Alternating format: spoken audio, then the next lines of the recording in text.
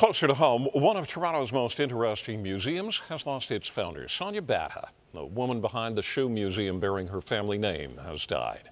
CTV's Scott Lightfoot has more on the life and legacy of the collector and philanthropist.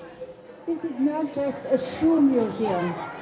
To say Sonja Bata loved shoes would be an understatement. Well, that's very safe to say. She had a love and fascination for shoes, but more importantly, she had a real interest in what you can learn about people from what they wear on their feet. But I tell you something about your shoes. Oh, what? They are Prince Albert slippers.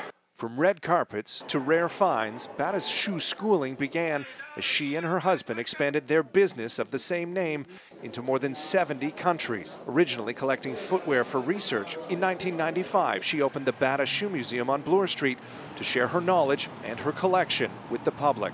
And she was passionate, she was curious, she had such varied interests all over the world, all throughout history. And that's reflected in the Bata Shoe Museum collection.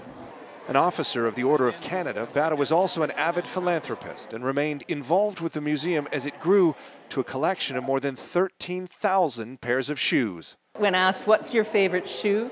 She always said, the one I just acquired, with a gleam in her eye. And just 2 weeks ago, she purchased a beautiful pair of 18th century women's shoes for the collection. Bata leaves behind 4 children, 9 grandchildren, 5 great-grandchildren, and a lasting legacy in the city.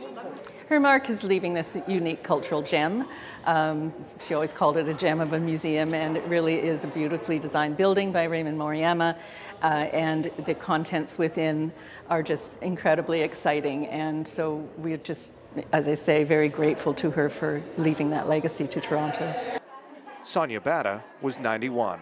Scott Lightfoot, CTV News.